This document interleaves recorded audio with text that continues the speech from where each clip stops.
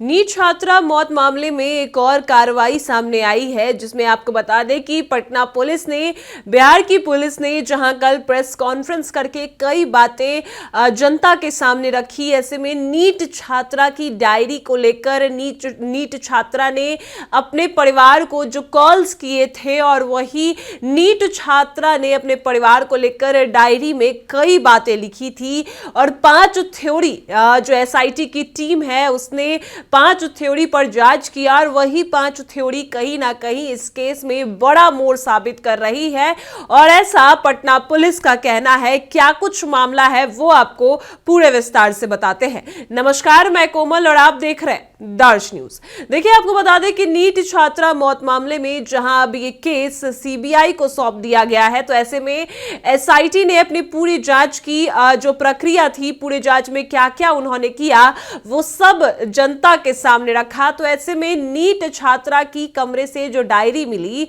उसमें साफ तौर पर नीट छात्रा ने लिखा था कि आई एम अलोन, यानी इसका मतलब यह है कि वो किसी ना किसी जो अकेलेपन के दौर से गुजर रही थी, वो इमोशनल अटैचमेंट ढूंढ रही थी, लेकिन उस बच्ची को मिला नहीं, ना ही परिवार से ना ही कहीं और से। तो ऐसे में वो काफी अकेलेपन में थी। ये भी एक बड़ी वजह है क्योंकि कुछ ऐसे शब्द बच्ची के डायरी में मिले जिससे कई संकेत दिख रहे हैं, कई संकेत दिए गए कि बच्ची काफी दिनों से, कई उसके मन में सवाल थे, कई चीजें थी जिसको वो बच्ची दबाकर बैठी रही, लेकिन ना ही परिवार वालों से वो साझा कर पाई क्योंकि परिवार में कुछ मन मुटाव भी चल रहे थे। कई बातें सामने आई हैं। आपको बता दें कि नीट छात्रा की डायरी में आई एम अलोन जैसी पंक्तियां एसआईटी का जांच केंद्र बन गई। एसआईटी ने अपने रिपोर्ट में बताया कि छात्रा डायरी लिखती थी जिसमें अपने परिवार, दोस्त, भाई और निजी जीवन से जुड़ी कई बातें दर्ज की गई है।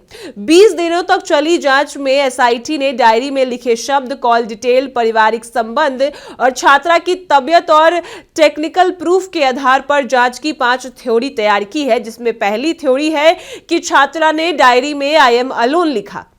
एसआईटी के मुताबिक छात्रा लंबे समय से अकेलापन महसूस कर रही थी और एसआईटी ने यह भी बताया कि छात्रा जब अपने दोस्तों के बारे में डायरी में लिखती है तो बहुत कुछ सॉफ्ट लिखती है, यानी अच्छा लिखती है, लेकिन अपने परिवार के प्रति नाराजगी झलकाती है। रिपोर्ट में यह भी बताया गया कि प्रतियोगी परीक्षा की तैयारी, परिवार से दूरी और किसी विवाद के कारण छात्रा किसी मेंटल स्ट्रेस से भी गुजर रही थी। टीम के अनुसार डायरी के शब्द किसी एक दिन की प्रतिक्रिया नहीं है, बल्कि लंबे समय से चल रहे इमोशनल डिटैचमेंट या अटैचमेंट के भी कारण है। एसआईटी ने यह भी माना कि छात्रा ने कभी अपने इमोशन किसी से खुलकर साझा नहीं की और अंदर ही अंदर वो काफी दबाव झेल रही थी, जिस वजह से उसके व्यवहार में काफी निगेटिविटी भी देखी गई और डायरी में अपने परिवार से जो नाराजगी है वो भी दिखाई दी। साथ छात्रा साफ तौर पर अपने लाइफ को लेकर, अपने जीवन को लेकर, अपने जो काम है सभी चीजों को लेकर और अपने परिवार को लेकर डायरी में बहुत कुछ लिखती नजर आती है। और सिर्फ ये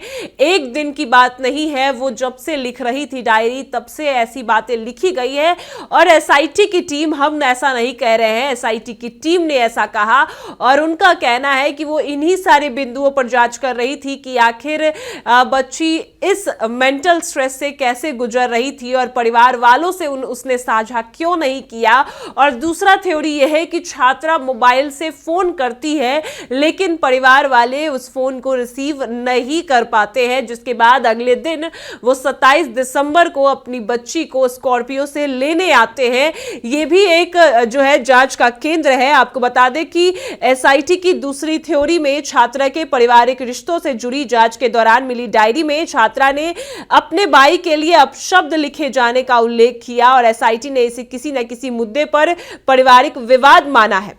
खासकर आपको बता दें कि छात्रा अपने परिवार, खासकर भाई से नाराज थी और इसी बिंदुओं को आधार बनाकर एसआईटी ने यह निष्कर्ष निकाला था कि घर परिवार के रिश्तों में कुछ खटास जरूर है और जो है मानसिक स्थिति को उस बच्ची की और कमजोर कर रहा है। टीम ने भाई और परिवार के अन्य सदस्यों से पूछताछ की और इस नाराजगी को समझने की कोशिश की और एसआईटी की रिपोर्ट में यह माना गया कि छात्रा और परिवार के बीच बातचीत जो है वो काफी कम होती है और ऐसे में डायरी के शब्दों से इमोशनल दूरी इस तरह से साबित हुई। वहीं तीसरी थ्योरी ये थी कि देर रात पिता को छात्रा की तरफ से कॉल किया गया लेकिन फोन नहीं उठा। आपको बता दें कि एसआईटी ने कॉल डिटेल रिकॉर्ड जब खंगाले तो पाया कि 25 दिसंबर की रात से 26 दिसंबर की सुबह के बीच छात्रा ने अपने पिता को 3 बार कॉल किया। इसके अलावा 26 दिसंबर की सुबह भी कॉल किए गए लेकिन रिसीव नहीं हुआ। एसआईटी रिपोर्ट के अनुसार एक कॉल्स रात 1 बजे से सुबह 4 बजे के बीच किए गए जिन्हें पिता ने रिसीव नहीं किया। जांच टीम ने इसे महत्वपूर्ण संकेत माना है और रिपोर्ट में जो है वो दर्ज किया है कि कॉल रिसीव ना होने के बाद छात्रा ने अपनी मां को जो है व्हाट्सएप मैसेज भी किया और दोपहर बाद पिता से बातचीत हुई। इन सभी कॉल्स को लेकर, इन सभी चीजों को लेकर एसआईटी ने छात्रा की बेचैनी को साफ रूप में देखा और कहा कि रिपोर्ट में माना गया कि देर रात कॉल्स जो है किए जाना वो सामान्य नहीं है। छात्रा किसी मानसिक या भावनात्मक परेशानी के कारण से ही पिता से संपर्क करना चाहती थी और पिता ने क्यों फोन नहीं उठाया, सुबह कॉल बैक क्यों नहीं किया गया, इस मामले को सुलझाना अभी बाकी था। लेकिन अब इस केस को सीबीआई को सौंप दिया गया तो ये कई बातें सामने आती है जिसमें कहीं ना कहीं ये दिखाया जा रहा है, एसआईटी की टीम ऐसा कह रही है कि छात्रा के डायरी से जो मिला और छात्रा ने जिस तरीके से रात के 1 बजे से 4 बजे तक के बीच में कॉल किया, ये सारे संकेत सामान्य नहीं हो सकते हैं। और छात्रा जिस तरीके से डायरी में जो शब्द का प्रयोग करती है उससे अपने भाई से काफी नाराजगी होती है, परिवार वालों से नाराजगी होती है और वो अपने परिवार से बहुत कम बातचीत करती है, अपने अंदर ही सब कुछ दबा कर रखती है, जिस वजह से वो काफी जो है इमोशनल डिटैचमेंट फील करती है, यानी अपने परिवार से वो जो बातें हैं, कुछ परेशानियां हैं वो साझा नहीं कर पाती है और इसी वजह से बच्ची को काफी स्ट्रेस भी होता है। कई ऐसी बातें सामने आ रही है और यह भी है कि तबीयत खराब होने की वजह भी सामने आई। आपको बता दें कि एसआईटी की टीम ने यह भी जांच किया कि छात्रा की तबीयत काफी दिनों से खराब चल रही थी, जिस वजह से परिवार जो है उनको स्कॉर्पियो से लेने आते हैं और स्कॉर्पियो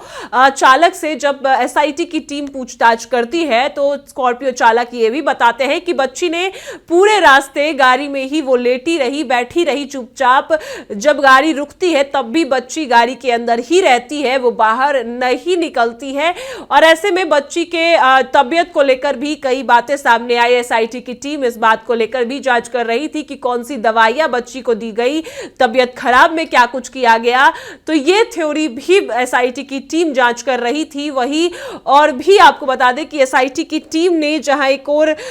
तबीयत खराब की थ्योरी जांच की और ऐसे में जब एसआईटी की टीम जहानाबाद में सर्च कर रही थी तो जहानाबाद में परिवार के 2 लोगों के मोबाइल टूटे मिले, यानी मां और भाई के, छात्रा के मां और भाई के दोनों के मोबाइल एक साथ टूटे मिले। तो ऐसे में यह भी जांच का संकेत था कि आखिर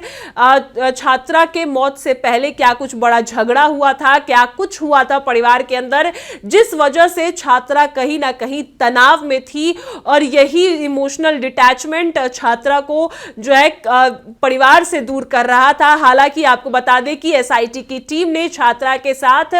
दुष्कर्म के मामले से इनकार नहीं किया है, उन्होंने ये अब स्वीकार किया है कि छात्रा के साथ कुछ गलत हुआ था। हालांकि एसआईटी की टीम ने ये सारी बातों को लेकर छात्रा की डायरी, कॉल डिटेल्स और स्कॉर्पियो चालक से कई ऐसी पूछताछ की जिससे कई बातें सामने आई कि छात्रा को कुछ तो परेशानी जरूर थी। अब ऐसा हम नहीं कह रहे, ऐसा पुलिस प्रशासन का कहना है और कल जब प्रेस कॉन्फ्रेंस बिहार की पुलिस ने किया तब इन्हीं सारी बातों को सबके सामने रखा। अब आगे इस केस की जांच सीबीआई करने वाली है तो यही अपनी एसआईटी की टीम ने अपनी सारी जांच के पहलुओं को और सारी जांच सबके सामने रखा है और कहीं ना कहीं आपको बता दें कि नीट छात्रा मामले में ये कहा जा रहा है कि परिवार से अनबन की वजह से भी कुछ बातें सामने आई हैं और वो अभी सही तरीके से सुलझ नहीं पाई और इस वजह से ही केस को जब डीएनए सैंपल्स जो है 18 लोगों के लिए गए तो डीएनए सैंपल्स मैच नहीं करते हैं और एसआईटी को फिर से विफलता मिली, जिस वजह से इस केस को सीबीआई के हाथों सौंप दिया गया। अब आगे जो भी तमाम बातें सामने आएंगी सब आपको बताएंगे। फिलहाल इस खबर में इतना ही। आप देख रहे हैं दर्श न्यूज।